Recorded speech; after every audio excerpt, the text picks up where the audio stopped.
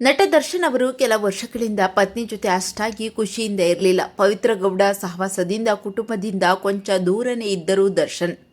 ಆದರೆ ಮಗ ವಿನೀಶ್ನನ್ನು ಮಾತ್ರ ಸಿಕ್ಕಾಬಟ್ಟೆ ಇಷ್ಟಪಡುತ್ತಿದ್ದರು ದಾಸ ದರ್ಶನ್.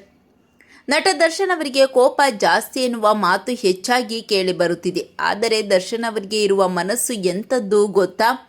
ಅವರು ತಮ್ಮ ಮಗನನ್ನ ಎಷ್ಟು ಇಷ್ಟಪಡ್ತಾರೆ ಅಂತ ಅವರನ್ನು ತುಂಬ ಹತ್ತಿರದಿಂದ ನೋಡಿದವರಿಗಷ್ಟೇ ಗೊತ್ತು.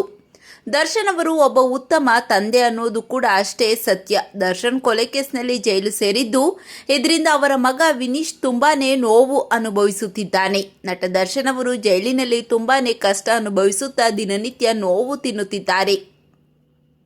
ಹಾಸಿಗೆ ದಿಂಬು ಇಲ್ಲದೆ ಒದ್ದಾಡುತ್ತಿದ್ದಾರೆ. ಇತ್ತ ದರ್ಶನ್ ಅವರಿಗೆ ಹಾಸಿಗೆ ದಿಂಬು ಕೊಡುವಂತೆ ಕೋರ್ಟ್ ಆದೇಶ ನೀಡಿದ್ದರೂ ಕೂಡ ಇನ್ನೂ ಸಹ ಜೈಲಿನಲ್ಲಿ ಆ ಸೌಕರ್ಯ ಒದಗಿಸಿಲ್ಲ. ಹಾಗಾಗಿ ದರ್ಶನ್ ಪರ ವಕೀಲರು ಮತ್ತೆ ಕೋರ್ಟ್ಗೆ ಅರ್ಜಿ ಸಲ್ಲಿಸಿದ್ದರು. ಆದರೆ ಅದರ ವಿಚಾರಣೆ ಇನ್ನೂ ನಡೆಯುತ್ತಿದೆ.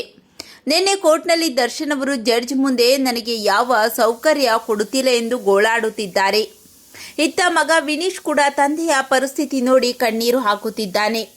ಇದೀಗ ಅಪ್ಪನಿಗೆ ಎಂತಹ ಕಷ್ಟ ಬಂದಿದೆ, ಅಪ್ಪ ವಿಷ ಕೊಡಿ ಎನ್ನುತ್ತಿದ್ದಾರೆ. ಅವರಿಗೆ ಎಷ್ಟು ನೋವು ಇರಬೇಡ.